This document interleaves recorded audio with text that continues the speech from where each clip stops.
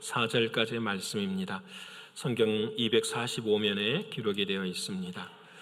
로마서 제5장 1절로부터서 4절까지의 말씀 245면에 기록이 되어 있습니다.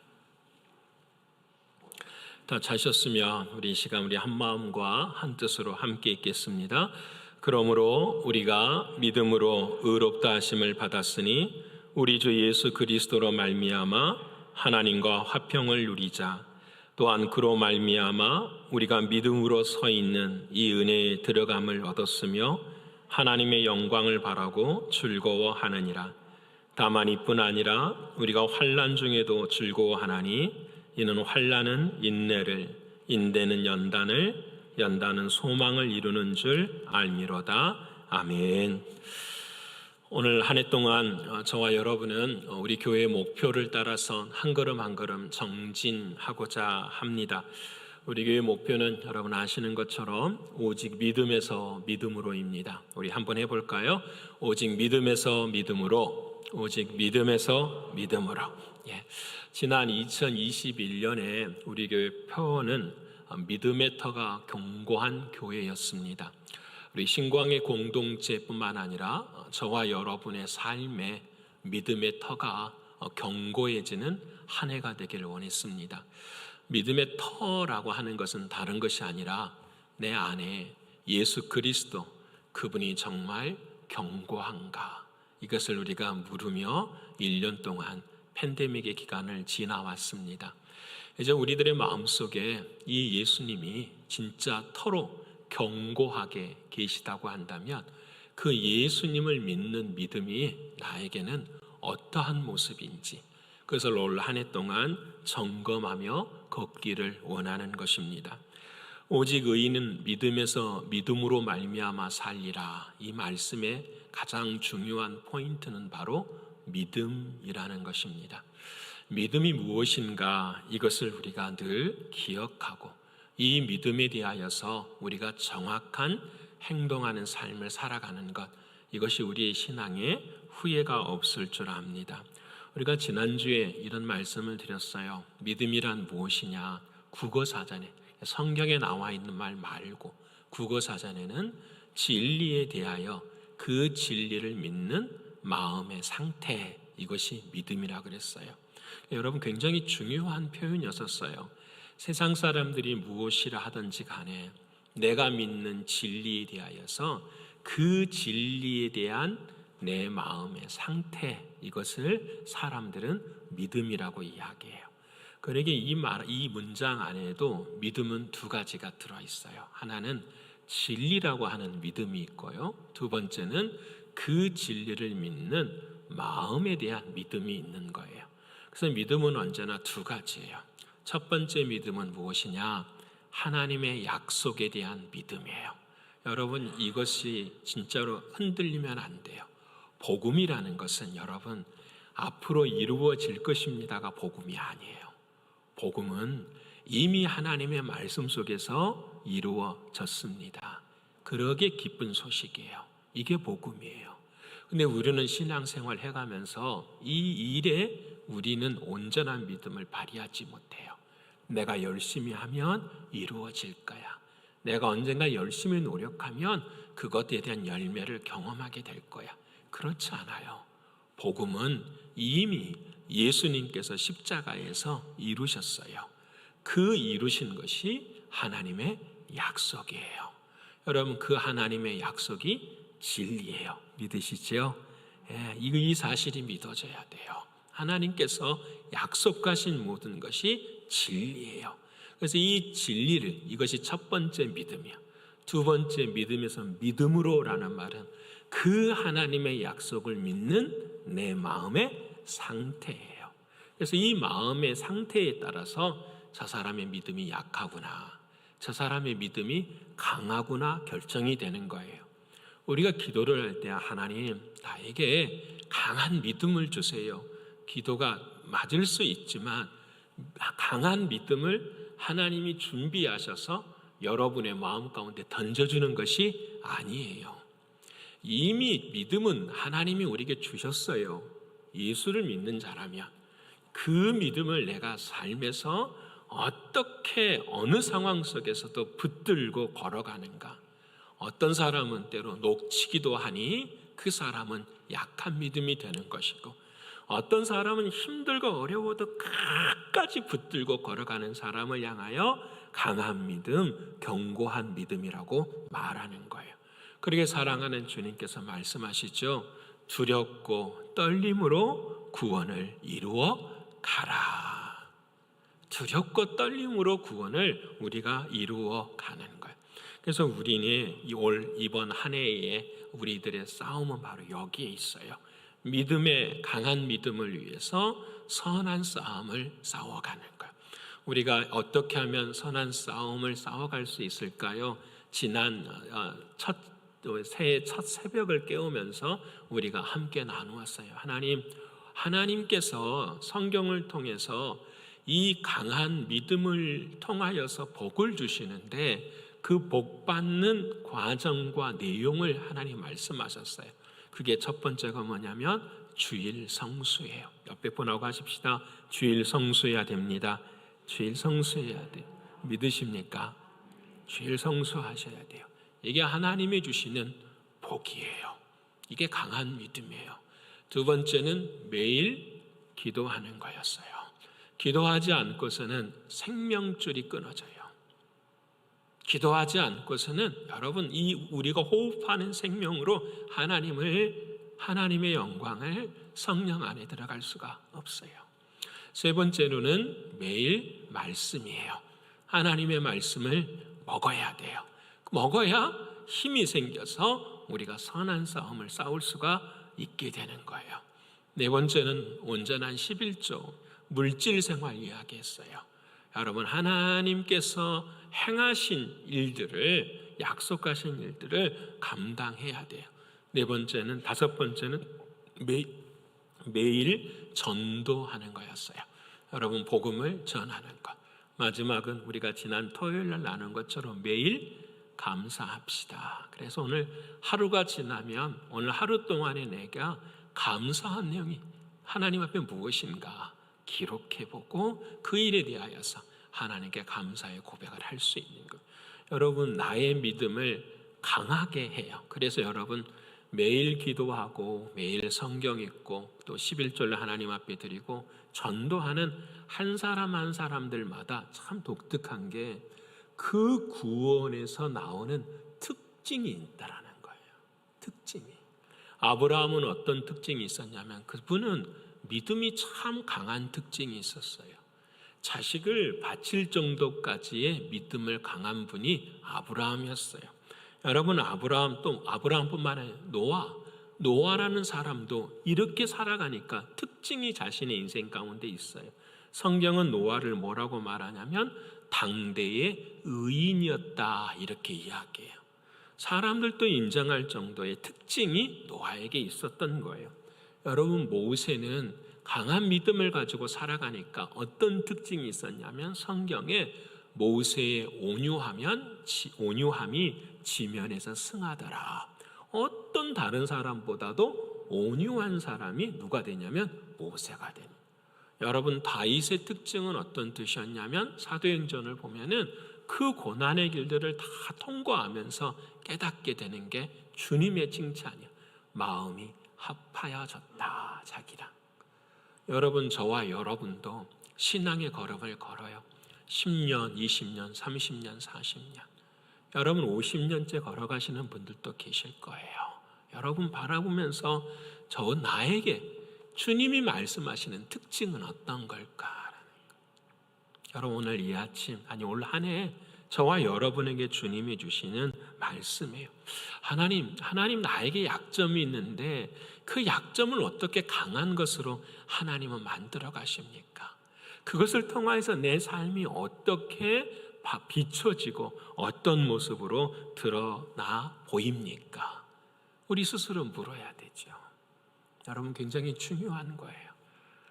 우리가 하루하루 신앙생활, 거룩한 주일, 말씀, 기도 생활해 가면서 진짜 내 삶의 신앙의 특징이 무엇인지 이것을 생각하게 돼요. 여러분 오늘 로마서 5장은 바로 이 특징이 믿는 사람들 오직 의인은 믿음에서 믿음으로 사는데 그 믿는 사람들의 특징이 어떤 것인가를 우리에게 말씀해 주세요. 그래서 5장 1절로부터 쭉 읽어보면 4번이나 똑같은 말이 나와요. 그게 뭐냐면 즐거워한다라는 거예요. 그래서 오늘 본문의 설교의 제목을 이렇게 정했습니다. 의인은 즐거워합니다. 그랬어요. 우리 옆에 분하고 한번 할까요? 의인은 즐거워합니다. 의인은 즐거워해. 여러분 즐거우십니까? 여러분 즐거우십니까? 힘들잖아요. 왜 즐거울까? 이유가 여러 가지 있지만 이 즐겁다라는 헬라어 단어가 코우코메다라는 단어인데 이 단어가 2가지 뜻을 갖고 있어요. 하나는 뭐냐면 의기양양하다라는 뜻이에요. 또 하나는 뭐냐면 자랑하다라는 뜻이에요. 오늘 성경에서 즐거워하다로 번역했으니까 제가 즐거워하다라고 썼지만 원래 원뜻은 뭐지요? 자랑하는 거예요. 의인은 뭐가 있다고요? 자랑하는 게 있어요. 여러분 성경에서 의인은 자랑하는 것이다라는. 여러분 저와 여러분의 삶에 무엇이 자랑스러우십니까? 지금까지 내가 신앙생활을 해가면서 진짜로 자랑스러운 것이 무엇인가? 하나님 앞에서 우리가 물을 때에 마음에 드러나는 게 있죠. 하나님 내가 이것이 자랑스러워요. 하나님 내가 이것이 자랑스러워요. 근데 여러분 내가 가진 자랑과 오늘 본문의 말씀에서 나오는 자랑이 일치하기를 원합니다. 주님이 말씀하시는 자랑이 진짜 무엇인가? 그리고 우리들이 그렇지 못한다고 한다면 앞으로는 이것들을 자랑하실 수 있는 저와 여러분이 되길 원합니다. 첫 번째 자랑은 무엇이냐? 화평을 가진 즐거움이요. 화평을 자랑해야 된다라고 성경은 말합니다. 우리 옆에 분하고 한번 할까요? 화평을 자랑하십시다. 화평을 자랑하십시다. 오늘 보면 1절의 말씀입니다. 우리 1절의 말씀 같이 읽어볼까요? 자, 시작. 그러므로 우리가 믿음으로 의롭다 하심을 받았으니 우리 주 예수 그리스도로 말미암아 하나님과 화평을 누리자. 아멘. 우리가 믿음으로 의롭다 하심을 받았대요. 나는 의인이야. 아브라함과 같은 믿음을 갖고 있어. 나는 의인이야. 근데 그 의인의 특징이 무엇이냐면 하나님과 화평을 누린대요. 누구를 통해서요? 그리스도 예수를 통해서. 예수 그리스도로 말미암아 하나님과 화평을 누리는 것. 여러분 화평은 참으로 중요하죠. 저와 여러분의 삶의 목적 중에 하나도 이거죠. 많은 사람들과 뭐하고 살길 원하죠? 화평하며 살기를 원해요. 자녀들하고도 아내와 남편과도 사실 한평생 살아가면서 화평을 삶의 목적으로 살아가는 분들 참 많아요. 그런데 지나온 세월을 돌아보면 진짜 화평이 가능했는가 묻게 돼요. 여러분의 삶에 화평이 늘 존재하십니까?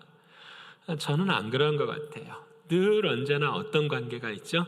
긴장 관계가 항상 있는 것 같아요. 언제 어디서 터질지 모르겠고 언제 어디서 깨질지 모르는 게요, 인간의 사이에 있는 화평이라고 생각을 합니다. 여러분 생각해 보면 그래요. 예수님과 제자들은 화평했을까요? 화평하지 못한 것 같아요. 그러면 또 물어보십시다. 제자들 사이에는 화평했나요? 그러지도 않잖아요. 야고보와 요한을 보면은 서로 높은 자리에 올라가고 그 모습을 바라보는 제자들은 또 시기하는 모습 가운데 있어요. 여러분, 그 예수님은 가진 것이 없어서 화평하지 못했다고 한다면 그 시대에 권력을 가졌던 빌라도나 헤롯은 화평했을까요? 아니잖아요. 그 권력을 유지하기 위해서 예수님을 죽여야 되는 그 마음의 짐을 갖고 살아가는 사람들이 빌라도와 헤롯이었어요. 여러분, 그러면 권력과 힘도 없는 그 당시의 백성들은 화평했을까요? 그렇지 않지요. 예수님을 십자가에 못 박아 죽이라고 어떻게 해요?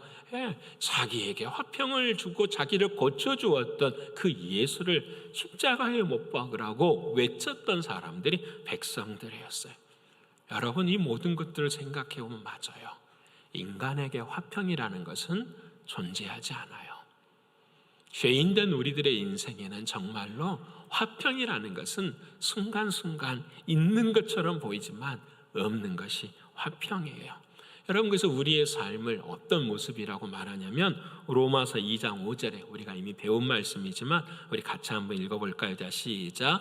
다만 내 고집과 회개하지 아니한 마음을 따라 진노의 날 곧 하나님의 의로우신 심판이 나타나는 그날에 임할 진노를 내게 쌓는도다. 아멘. 고집과 우리의 회개하지 않는 그 마음이 행하면 행할수록 뭘 한다? 하나님의 진노를 쌓는다라는 거예요. 여러분, 참 가슴 아프죠.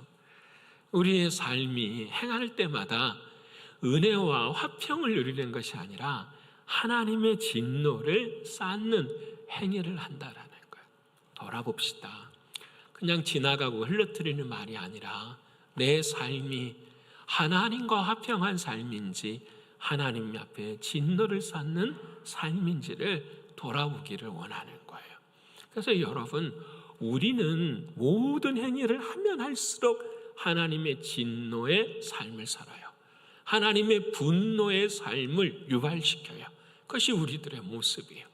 우리는 할 수 없기 때문에 오늘 본문 1절의 말씀에 예수 그리스도로 말미암아 하나님과 화평을 누리자. 이 누리자라는 말이 우리는 누리라고 말하지만은 영어 성경에 have라고 나와 있어요. 헬라어도 뭐냐면 가진다라고 말하고 있어요. 하나님과의 화평을 누리는 것이 아니라 하나님과의 화평을 가지게 되는데 그 화평을 누가 주느냐? 예수 그리스도가 주셨다라는 거예요. 그래서 여러분, 화평은 기억합시다.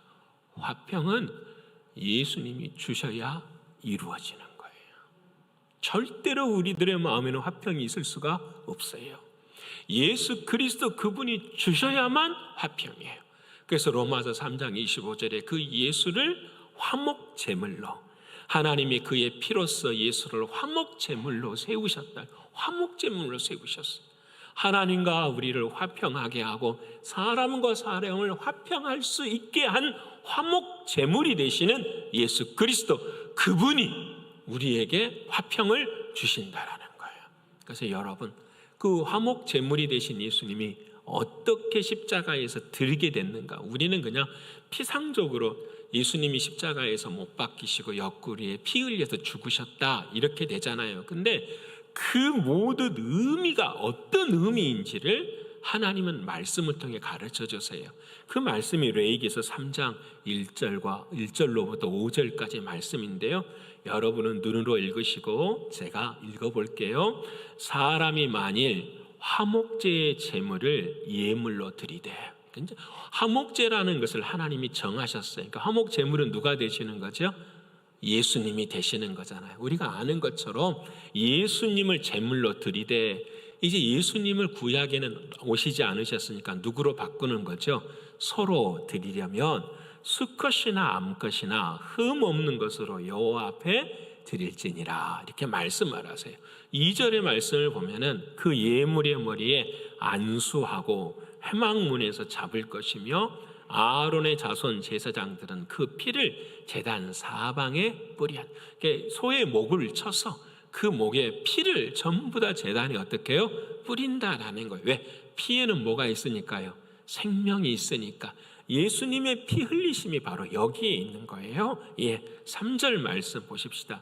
그는 또 그 화목제의 제물 중에서 여호와께 화제를 드릴지니 곧 내장이 덮인 기름과 내장에 붙은 모든 기름, 그러니까 제물을 잡아가지고 다 각을 떠서 안에 있는 것들을 다 끄집어내는데 거기에 뭐가 붙었냐? 기름이 붙었다라는 거예요. 여러분, 이 기름을 태워서 하나님께 드려요. 왜 그럴까요? 예수님이 기름 부으신 자시기 때문에 그런 거예요. 왜 제물을 해서 기름을 태워서 드리는가? 불에 잘 타서 그러는 것이 아니라 예수님께서 이 땅 위에 오실 때 기름 부은 자로 오셔서 그 주님이 태워서 죽으시는 것을 말씀하시는 거예요. 4절의 말씀을 보면 두 콩팥과 그 위에 기름 곧 허리 쪽에 있는 것과 간에 덮인 커플을 콩팥과 함께 띄어낼 것이며, 여러분 보세요. 콩팥 위에 기름이, 그 기름이 여러분 예수 그리스도로 말미암아 하나님께 바쳐질 때 그 콩팥도 어떻게 해요? 해결이 되는 거예요. 여러분, 콩팥이나 간의 기능은 뭐지요? 해독하는 거잖아요. 콩팥과 간은 독소를 해독하는 우리들의 몸의 심장인 거예요. 예수 그리스도가 기름으로 태워질 때에 우리들의 몸속에 있는 모든 독들도 어떻게 된다라는 거죠? 해결되는 것을, 그렇게 제물로 드려지는 예수를 뭐라고 한다? 화목제물이라고 말씀하는 거예요. 5절 말씀 읽어볼까요? 아론의 자손은 그것을 제단 위에 불이 있는 나무 위에 번제물로 살을 지니 이는 화제라 여호와께 향기로운 냄새니라. 여러분, 오늘 저와 여러분이 예배를 드려요. 하나님과 화평하기 위해서. 그 화평을 위해서 예수님이 어떻게 하셨는가라는 거예요. 여러분, 이것을 우리 사랑하는 주님이 십자가에서 이루시고 우리가 화평을 주신 거예요. 그래서 사랑하는 주님께서 제자들을 찾아오잖아요. 부활하셔서 제자들이 전부 다 무서워하고 두려워했어요. 그래서 방문을 다 잠가놓고 로마의 병정들을 피해서 전부 다 있는데 예수님께서 그들을 찾아오셔요. 시간을 넘어서고 공간을 넘으셔가지고 찾아오셔서 그들에게 하신 첫 번째 말씀이 뭐예요? 너희에게 평강이 있을지니라, 나에게 화평이 있을지니라, 이렇게 말씀을 하시는 거예요. 우리들의 마음으로는 화평을 이룰 수가 없는데 누가 주신다라는 거죠? 주님이 너희에게 평강이 있을지니라 라고 말씀을, 그 사랑, 그 주님께서 평강을 어떻게 해요? 우리에게 주시겠다라는 거예요. 그렇게 사랑하는 여러분, 오늘 저와 여러분의 인생에도 하나님과 화평을 누려야 돼요. 그러기 위해서는 예수 그리스도 그분과 연결되어야 돼요. 그 사랑하는 주님이 주시는 평강으로만 우리는 하나님과 화평할 수 있고 사람들과 화평할 수 있어요. 인간적인 정, 재물적인 것, 소유적인 것, 그 어떤 것으로도 화평을 누릴 수 없어요. 오직 한 가지, 예수 그리스도 그분의 사랑, 그분의 십자가의 은혜 없이는 알 수가 없는 거예요. 사랑하는 여러분, 우리는 이 대목에서 한 가지 적용해 보기를 원해요. 하나님과 우리는 화평을 이야기할 때 우리가 좀 잘된 걸 하나님께 말하고 싶을 때가 있어요. 하나님, 내가 이렇게 잘했어요. 우리 자식들이 이렇게 잘했어요. 하나님 참 감사합니다. 이렇게 생각하고 하나님과 화평을 누리려고 생각할 때가 참 많이 있어요. 그런데 그렇지 않아요. 진짜 화평이라는 것을 생각해보면 이거잖아요. 나로부터서 오는 화평이 아니라 주님이 주시는 화평이기 때문에 나는 이 모습 그대로 주님 앞에 가면 화평이에요. 믿으십니까? 이게 중요한 거예요. 우리는 뭘 포장하려고 해요. 우리는 뭔가 화평을 하려면 내가 뭘 해야 되고 무엇인가를 해서 하나님 앞에 드리려고, 그래서 내가 화평의 자리에 섰다고 생각하는데 하나님은 그렇게 말씀하지 않으세요. 있는 모습 그대로 와. 화평은 너에게 있는 것이 아니라 누구에게 있어? 나에게 있어. 내 안에 오면 줄 거야. 이게 주님이 우리에게 말씀하시는 것임을 깨닫게 하시는 거예요. 여러분, 사도 바울을 생각해 보게 돼요. 간질병이 있잖아요. 간질병이. 하나님 앞에 기도하잖아요.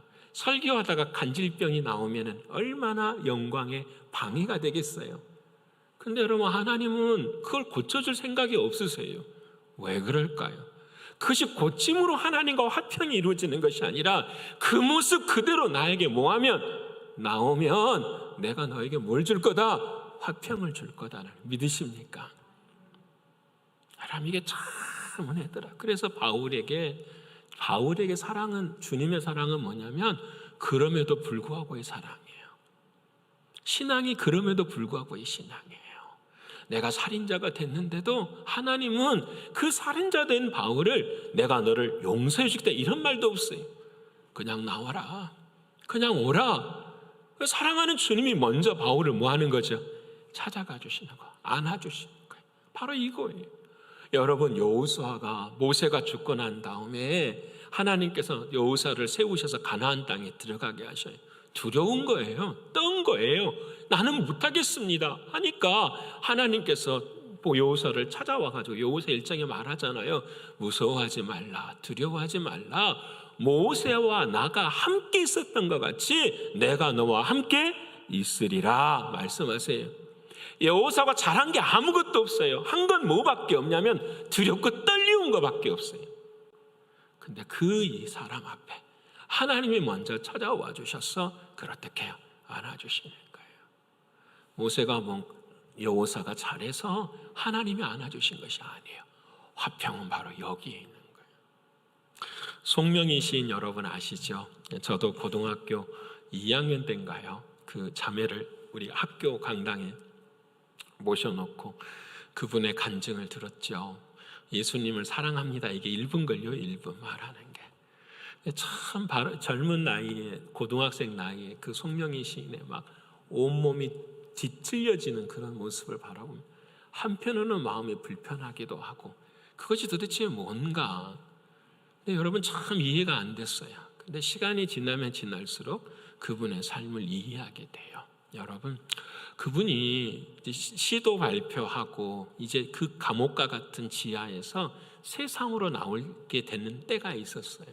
그래서 그분이 지은 나라고 하는 그 공평하신 하나님이라고 하는 그 시를 하나님께서 기록하라고 할 때에 막 바라 그랬어요.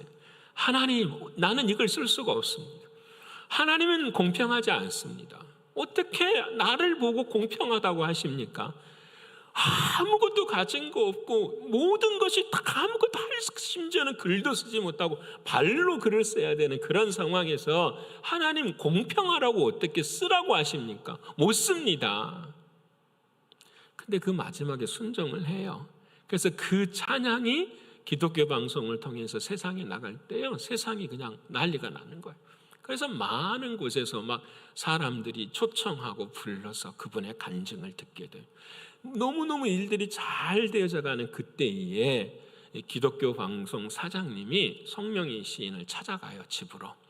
엄마랑 같이 있는데 말을 해요. 당신이 미국을 가면은 이 병을 고칠 수가 있을 것이다 라는 거예요. 얼마나 좋은 소식이에요. 그 어머니는 기도하면서 이렇게 말을 해요. 딸이 결정하도록 딸의 존중에 의사에 존중하겠습니다. 이렇게 하게.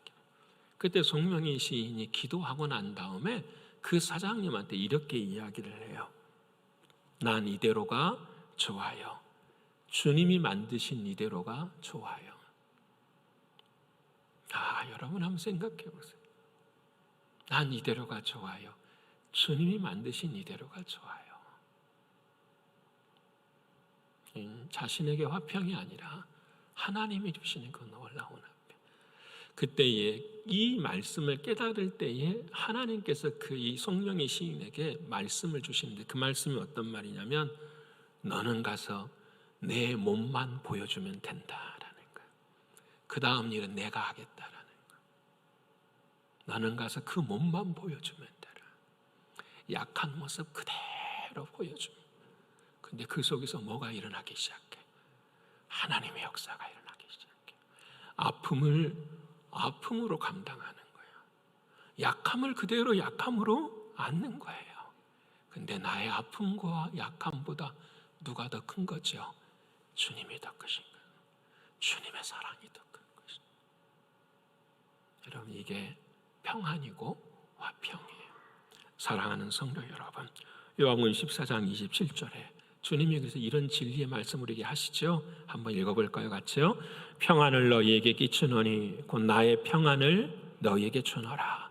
내가 너희에게 주는 것은 세상이 주는 것과 같지 아니하니라. 너는 마음에 근심하지도 말고 두려워하지도 말라. 아멘. 의인의 특징은 화평을 자랑하는 거예요. 화평을 자랑하는. 예수 그리스도 그분을 자랑하는 거예요.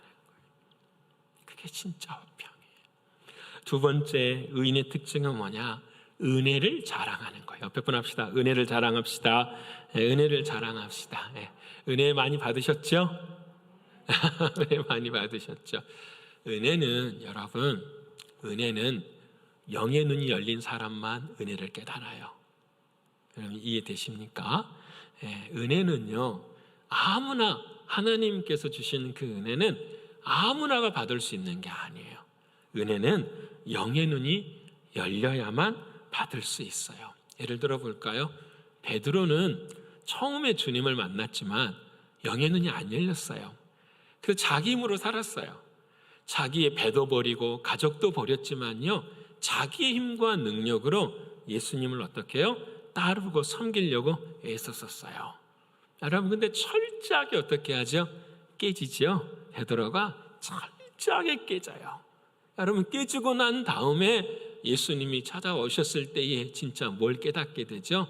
은혜를 깨닫게 돼요. 여러분, 은혜라고 하는 중요한 포인트 중에 하나는 뭐냐면 바로 이 부분이에요. 바울도 마찬가지예요. 바울도 자기 힘으로 살 때는 은혜가 뭔지를 몰랐어요. 영의 눈이 갓띄워져 있을 때는. 근데 여러분, 그 바울이 예수님이 찾아오시는 그때에 자기가 믿고 있던 모든 것들이 다 깨져버린 거예요. 그 자신이 깨져버리는 그때에 뭐가 찾아오냐면 은혜가 찾아오는 거예요. 이게 중요해요. 여러분, 그래서 은혜는 여러분 자랑할 수, 내가 은혜를 자랑합니다, 이 말은 첫째 전제가 뭐냐면 내가 깨어져야 돼요. 내가 십자가에서 죽은 경험이 있어야 되는 거예요. 믿으십니까? 하나님이 은혜 주셔서 산소 마시고 살아, 하나님이 은혜 주셔서 내가 이렇게 하고 살아, 그 은혜라고 말할 수 없는 거예요. 은혜라고 하는 것은 여러분 어떤 거냐면 내가 그 십자가를 통과하는 것이 은혜예요. 다시 말하면 내가 철저하게 깨어지고 죽고 그 안에서, 주님 안에서 내가 다시 사는 것이 은혜라는 거예요. 베드로를 생각해 보십시다. 베드로가 은혜 갖고 살았잖아요. 부활하신 주님까지도 만나고 막 뛰고 살았잖아요. 근데 여러분, 사도행전 3장을 보면 베드로가 성전에 가잖아요. 이렇게 거룩한 주일에 성전에 딱 가는데 그 앞에 안전뱅이가 있잖아요. 38년 병자가 있는 거예요. 옛날 같았으면 베드로가 어떻게 했을까요? 옛날 같았으면 자기의 힘으로, 능력으로 어떻게 해요? 해보려고 해요. 하지만 다르잖아요. 베드로가 그 앞에서 뭐라고 말해요? 나에게는 은과 금은 없다. 내 능력은 없다. 근데 이제 내게 한 가지 하는 능력이 있다. 그것이 뭐냐면 예수 그리스도의 이름이다. 그 나사렛 예수 그리스도의 이름으로 일어나 뭐하라? 가라라. 여러분, 베드로의 은혜가 바로 이거예요. 병을 고치는 것이 은혜가 아니라 그 안에 참된 은혜가 무엇인지를 베드로는 어떻게 해요?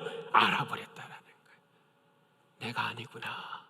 내 안에 계시는 누구시구나? 주님이시구나. 믿으십니까? 옆에 분 합시다. 주님이 내 안에 계심이 은혜입니다. 주님이 내 안에 계심이 은혜. 믿으세요? 어제 밤에 주보 만들기 전에 그 전화를 받았어요. 우리 이재용 집사님. 나이 아직 50도 안 됐어요. 여러분, 우리 힘들고 어려울 때 이 앞에 서서 찬양 드렸어요. 정말 3일 전에 저랑 새해 복 많이 받으세요, 인사가 늦었습니다, 카톡이 왔길래 잘 지내시죠? 꼭 뉴욕에 오면 교회에 들려서 함께 예배해요, 이렇게 제가 카톡을 보냈어요. 3일 전에. 근데 하나님께서 어제 새벽에 그냥 불러가신, 참 많은 생각이 들어요. 진짜 많은 생각이 들어요. 여러분, 그렇지 않나요? 살았다 할 게 산 게 아니잖아요. 내가 아무리 지킨다고 한들 지켜집니까? 안 되는 거잖아요. 그냥 우리에게 있는 건 딱 하나예요. 하나님의 은혜 없이는 못 사는 거죠. 하나님의 은혜가 딱 스탑, 그러면 우리는 하나님 나라 가는 거예요. 말 무슨 말이냐면 오늘 나의 삶이 누구의 하나님의 은혜로 사는 거예요. 나의 호흡의 줄 붙들어 주시고 나의 생명줄 붙들어 주시는 그 은혜로 우리가 살아가는 거예요. 여러분, 그런데 그 은혜를 모르고 살고 마지막 인생의 끝을 경험하게 돼요. 내가 주인 되어 살아가는 인생은 마지막은 어떻게 돼요? 어떻게 하겠어요? 여러분, 내 인생의 주인이 주님이 아니시라면 그 마지막 그때에 어떻게 되겠어요? 새벽에 심장마비래요. 그냥 좀 자다가 누구도 깨우지도 못하잖아요. 헉헉거리다 그냥 하나님 불러가시. 회개할 기회도 없어요. 어떻게 기도할 기회도 없어요. 여러분, 그것이 우리의 인생에 닥치는 삶의 자리의 마지막의 부분. 여러분, 이러한 때가 우리에게 닥치기 전에 진짜 은혜를, 여러분, 내 마음에 있는 은혜를 자랑하십니까? 라는 거예요. 진짜 은혜를 자랑하십니까? 사랑하는 주님이 진짜 나의 주님이요. 여러분, 은혜는, 다시 말씀해요, 십자가를 체험하지 않고서는 은혜를 얻을 수가 없어요. 내가 깨어지지 않고서는 은혜가 얻을 수가 절대 없어요. 그 십자가 체험이 있어야 돼요. 어떤 십자가 체험일까요? 오늘 경험하는 거예요. 나를 쳐서 복종시키는 거예요. 예배해야지. 하나님 말씀 들어야지. 나의 반대쪽 마음은 그게 아니거든요. 야, 괜찮아. 너에게는 내일도 있어, 모레도 있어. 너에게는 가진 게 많아. 괜찮아. 이 음성과 반대쪽의 음성이 있다라는 거예요. 아니야, 이게 마지막이야. 이거 먹지 않으면 나는 죽어. 이거 먹지 않으면 안 돼. 여러분, 이거 주님이 주시는 이 은혜, 이 십자가 안으로 들어가야 돼요. 그래서 여러분, 늘 올 한 해는 그것뿐이에요. 십자가를 체험하시는 여러분 되시기를 축원합니다. 이스라엘 가라는 말이 아니에요. 십자가 목걸이 걸으라는 말이 아니에요. 십자가 바라보면 그게 아니에요. 내 십자가. 주님의 십자가 안으로 들어가지 못하게 하는 그 내 십자가, 그 십자가 붙들고 살아라는 거예요. 거기에 승리해야죠. 여러분, 마리아가 그러잖아요. 마리아가 천사가 나타나서 두려워 말라 마리아야, 너가 은혜를 입었도다. 그 은혜가 무슨 은혜예요 도대체? 처녀가 임신한 은혜. 말도 안 되고 받아들일 수도 없는 거잖아요. 그래서 그거 앞에 놓고 기도하잖아요, 마리아가. 주님, 결국은 자기를 깨버리잖아요. 그래요. 나는 세상의 손가락질을 받고 이해하지 못하는 사람들에게 손가락질을 받을지라도 마지막 누가복음 1장 37절 38절에 주의 여종이오니 말씀대로 내게 뭐하리라 이루어지게 하옵소서. 이게 말씀대로 그냥 이루어지게 하옵소서, 이게 아니라 그 십자가를 통과한, 홍해를 들어가고 요단강을 들어가고 무덤 속에 들어가고, 무덤 속에 들어가지 않은데 어떻게 부활을 경험하겠어요? 내가 죽지 않은데 어떻게 부활을 경험하겠어요? 그게 주님 우리에게 주시는 말씀이잖아요. 사랑하는 여러분, 올 한 해는 우리 모두가 다 오늘 본문에 그래서 믿음으로 은혜에 들어감으로, 그래요. 은혜에 들어가실 수 있는 여러분 되시기를 축원합니다. 그래서 늘 은혜 안에 있는 것을 내가 뭐 하는 거예요? 자랑하는 거예요. 그때 뭐냐면 하나님의 영광을 바라고 즐거워한다라는 거예요. 하나님의 영광은 다른 것이 아니에요. 하나님이 말씀하시는 그대로 순종하는 게 영광이에요. 옆에 분하고 한번 할까요? 순종이 영광입니다. 순종이 영광. 믿으십니까? 순종이 영광인 거예요. 하나님께 영광은 다른 데 있지 않아요. 하나님의 말씀에 순종하는 거예요. 그래서 올 한 해 저희는 목표가 있어요. 사랑하는 주님께서 전 세계의 모든 교회와 교인들에게 주시는 명령이 있어요. 그 명령은 다른 것이 아니에요. 예루살렘과 온 유대와 사마리아와 땅끝까지 이르러 너희는 나의 뭐가 되리라? 증인이 되리라. 내 곁에 있는 사람 복음 전하는 거. 그래서 올해는 저희가 한 가지 해요. 뭐냐면 아프리카 케냐의 마사이족들 아시잖아요. 예전에 식인종이라고 하는 그 마사이족들이 그룹이 여러 그룹들이 있어요. 그래서 그 그룹 중에 한 마을을 저희가 정하려고 해요. 그 마을을 정해서 그곳을 마을을 저희가 5년 동안 멕시코와 도미니카를 우리가 변화시킨 것처럼 5년 동안 그 마을을 변화시키고자 해요. 첫 번째 변화의 목표는 뭐냐면 그 마을에 중학생, 고등학생 30명을 정해서 장학금을 줄 거예요. 장학금은 한 달에 50불씩이래요. 그러니까 한 달이면 1,500불이에요. 1년이면 18,000불이에요.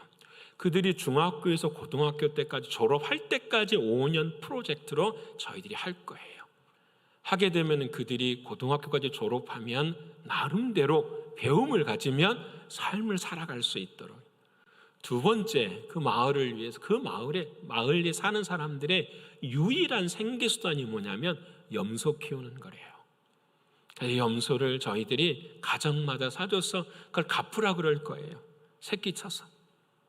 그렇게 해서 또 다른 이자가 붙으면 또 다른 가정으로 계속했어요. 가장 큰 프로젝트는 케냐의 가장 힘든 건 물이래요. 물. 그래서 물 우물을 하나 파야 돼요. 그 마을에. 그 우물 파는 게 한 3만 불 정도 든대요.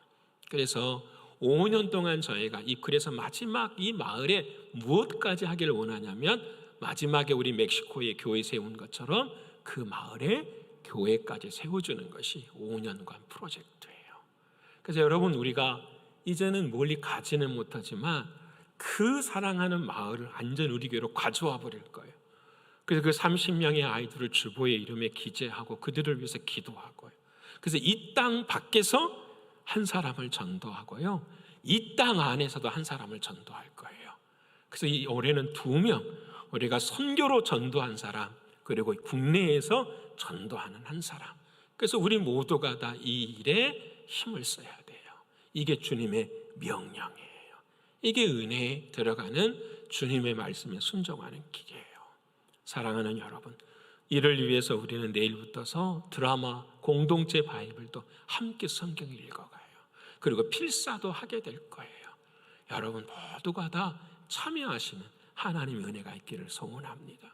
오늘 주보에는 2022년 사역위원장들과 부장들의 명단을 다 기록해 두었어요. 부원까지 기록하고 싶었어요, 제가. 근데 왜 못한지 아십니까? 다음 주에 다시 나눠드릴 거예요. 기록을 안 하세요, 우리 교인들이. 내가 어디에서, 우리 교회는 무조건 1인 1봉사 하셔야 돼. 그게 마땅한 거예요. 그러게 그 일들을 다 해서 이제는 조언까지 다 배분하면은 온 교회가 함께 진짜 주님 앞에 온전한 섬김과 봉사를 감당하는 그 은혜의 자리를 누리게 하는, 사랑하는 성도 여러분, 은혜에 들어가실 수 있는 저와 여러분 되시기를 축원합니다. 자, 마지막으로 세 번째, 의인은 뭘 자랑하느냐라고 말하는데, 의인은 바로 환난을 자랑해요. 옆에 분하고 한번 할까요? 환난을 자랑합니다. 네, 환난을 자랑해. 환난에 대해서는 제가 새벽마다 너무 많이 말씀을 드렸어요. 우리가, 여러분 보세요, 처음에는 뭘 자랑하냐면 하나님 앞에서의 뭘 자랑을 했었죠? 우리들의 마음속에 있었던, 뭘 자랑해서 기억 안 나십니까? 저도 기억이 잘 안 나네. 그렇죠? 갑자기 생각이 안 나. 화평을 자랑했어요. 하나님과 내 자신이 화평하게 돼요. 두 번째, 그 화평 속에서 뭐가 일어나죠? 은혜를 경험하게 돼요. 그 은혜를 내가 경험하게 되니까 이제는 실천이 되는 거야. 환난이 뭐가 되는? 자랑이 되기 시작하는 거예요. 왜 환난이 자랑이 될까요? 답은 하나예요. 여러분, 그 환난을 하나님은 이렇게 말씀하시죠. 히브리서 12장 6절의 말씀에 우리 같이 한번 읽어볼까요? 시작. 주께서 그 사랑하시는 자를 징계하시고 그가 받아들이시는 아들마다 채찍질 하심이라 하였으니 아멘. 여러분, 말씀을 생각하면서 그러더라고요. 우리가 채찍을 당하기도 하고 환난을 당하기도 해요. 여러분, 우리가 의로워도 그런 일 당하나요? 생각해 보니까 우리가 욥이라는 사람을 이야기하면서 의로워도 환난을 당한다, 그렇지 않아요. 욥도 그 끝에 가서는 자기가 뭘 하죠? 회개하잖아요. 여러분, 하나님이 우리의 삶 가운데 환난을 주시는 이유, 징계를 주시는 이유, 채찍을 하시는 이유는 딱 하나더라고요. 우리에게 삶에 뭐가 있어야 되니까? 고쳐야 될 게 있으니까. 우리를 바꿔야 될 것이 있으니까. 여러분, 그렇기 때문에 이 환난이 하나님 앞에서 우리에게는 뭐가 되냐면은 주님의 사랑이 된다라는 거예요. 자식이 잘못한 일이 있으면 회초리 들어야죠. 내버려둬요? 그건 부모가 아니잖아요. 하나님 똑같으시거든요. 하나님은 사랑이에요. 그래서 여러분, 환난은 뭘 낳게 되죠? 인내, 견디는 거죠. 그래서 인내라는 말, 히포모네라는 말이 뭐냐면 하나님 아래에 거하는 거예요. 환난이 막 강해졌어. 어려움이 막 닥쳐. 그러면 여러분, 사람들에게 막 이렇게 하지 말고 팔짱 딱 끼고 가만히 앉아서 어디 밑에 서야 돼요? 하나님 밑에 서야 돼요. 하나님 왜 그러시지? 이유가 뭐지? 하나님께 화살을 내는 것이 누구한테요? 나한테. 내가 뭐가 부족한 것이 있지? 이게 바로 인내예요. 인내. 그래서 그 인내에서 하나님의 뜻을 깨달으면 뭘로 바뀌어버려요? 그 환난은 인내를 낳고, 인내는 그렇죠, 연단이 되기 시작해요. 환난하고 연단은 똑같이 힘든 거예요. 근데 그 환난이 무엇으로 바꿔요? 연단으로 바꿔요. 뭘 깨닫게 될 때, 아하, 주님이 나의 이 부분을 연단시키고자 하는, 그 연단이라는 말이 당금질이거든요. 하나님이 나에게 이 모습을 성장시키기 위해서 이와 같은 길을 뭐 하는구나? 걷게 하는구나. 그 순간 그 환난이 뭘로 바뀌죠? 연단으로 바뀌어요. 그 연단이 딱 마음 가운데 세워지면 이제 뭐가 될까요? 그렇죠, 소망이 어떤 소망이 나올까요? 어떤 소망이? 하나님이 나를 뭐하고 하시는구나? 거룩하게 하시는구나. 하나님이 나를 만들어 가시는구나. 그래서 그 거룩한 모습으로 내가 누구 앞에 서는 거죠? 그렇죠, 예수님 앞에 서는 거예요. 근데 우리는 여기서 다 무너져 버려요. 다 도망가 버려요. 다 피해버려요. 하나님은 환난을 주셔서 깨닫게 하시고 그것을 연단으로 만드셔서 소망 가운데 다 쓰게 하려고 하는데 하나님 힘들어요. 다 거기서 무너져 버려요. 그러니 뭐가 생기질 않아요. 소망이 안 생기니까 입에서 뭐가 나와요? 불평이 나오고 불만이 나오게 되는 거죠. 여러분, 우리의 소망은 진짜 무엇일까요? 나에게 가장 귀한 소망은 무엇일까요? 저는 이렇게 생각이 들어요. 환난을 당하면 당할수록 인내하면서 하나님의 메시지를 듣기 시작하면 어떤 일이 생기기 시작하냐면, 내가 진짜 믿는 자구나라는 거예요. 내가 진짜 그리스도인이구나. 환난을 피하고 환난을 넘어가는 것이 아니라 환난 가운데서도 끝까지 누구를 붙드는 거죠? 주님의 사랑을 붙들고 있으면 그때 깨닫게 되는 거야. 내가 뭐 받는 자구나? 구원받은 자구나. 여러분, 이게 소망이잖아요. 여러분, 오늘 1년 동안 우리 이런 경험을 하십시다. 내가 진짜 그리스도인인지, 내가 진짜 예수 믿는 사람인지, 진짜 눈에 보이는 것 이런 것 갖고 평가하지 말고요, 하나님이 말씀하신 것처럼 진짜 소망이 나에게 있느냐. 왜 그럴까요? 왜 이것이 될까요? 이게 복음이에요. 왜 이것이 되냐면 예수님이 십자가에서 뭐 하셨습니까? 승리하셨어요. 믿으십니까? 내가 당하는 환난과 내가 당하는 고난, 모든 것들 다 예수님이 어떻게 하셨어요? 승리하셨어요. 그러게 지금 내가 환난을 당해도 그 끝은 뭐가 되는 거예요? 승리가 되는 거예요. 뭐 하지 않으면? 피하지 않으면, 끝까지 붙들면 하나님의 역사는 어떻게 해요? 일어나요. 그래서 요한복음 16장 33절에 주님은 이렇게 말씀하시면, 같이 한번 읽어볼까요? 시작. 이것을 너희에게 이르는 것은 너희로 내 안에서 평안을 누리게 하려 함이라. 세상에서는 너희가 환난을 당하나 담대하라. 내가, 믿으십니까? 환난 당하는 모든 결과도 누구 안에 있음을 믿으십니까? 주님 안에 있는 거 믿으십니까? 그렇게 승리할 수 있는 거예요. 그래서 일어설 수 있는 거예요. 그래서 감사할 수 있는 거예요. 그래서 그것을 뭐합니다? 나는 자랑합니다. 여러분, 올 한 해 환난 당하시면 자랑하실 수 있는 여러분 되시기를 축원합니다. 하나님 나에게 이런 환난 주셨는데 이 환난의 끝에 서서 그 소망을 자랑할 수 있는 그런 은혜예요. 이제 말씀 맺고자 합니다. 사랑하는 여러분, 올 한 해 우리 힘들고 어려워도 즐거워합시다. 다시 한번 합시다. 옆에 분하고 합시다. 우리 즐거워합시다. 우리 즐거워합시다. 뭘 즐거워하냐? 뭘 자랑할 거냐? 하나님이 내게 평안 주신 거 자랑하고, 화평을 주신 거 자랑하고, 하나님 내가 은혜에 들어가 있는 걸 자랑하고, 하나님 나의 환난을 자랑하겠습니다. 왜냐하면 예수님께서 이미 승리하셨기 때문입니다. 이 믿음으로 올 한 해도 승리하시는 저와 여러분 되시기를 간절히 축원합니다. 기도하겠습니다. 고마우신 아버지 하나님, 감사합니다. 믿는 자들에게는 특징이 있다고 말씀하셨습니다. 신비하고 이상하고 눈에 보이고 손에 잡히는 것들이 아니었음을 오늘 이 아침 고백하게 됩니다. 믿는 자들의 특징은 하나님과 예수로 말미암아 화평을 누리는 것임을, 사랑하는 주님이 주시는 그 화평을 끝까지 붙드는 것임을 깨달았습니다. 하나님, 내가 자랑할 수 있는 것은 하나님의 은혜 안에 들어가는 것을 자랑하게 하시니 고맙고 감사합니다. 사랑하는 주님, 그 은혜가, 그 십자가가 나에게는 언제나 능력이 되게 하여 주시옵소서. 하나님, 환난을 자랑하게 하신 아버지 하나님, 고맙고 감사합니다. 어떤 환난이 와도 인내와 연단을 통하여 소망을 이루는 우리 모두가 되게 하여 주시옵소서. 그래서 올 한 해는 어떤 일에도 즐거워하고 믿음에서 믿음으로 서는 우리 모두가 되게 하여 주시옵소서.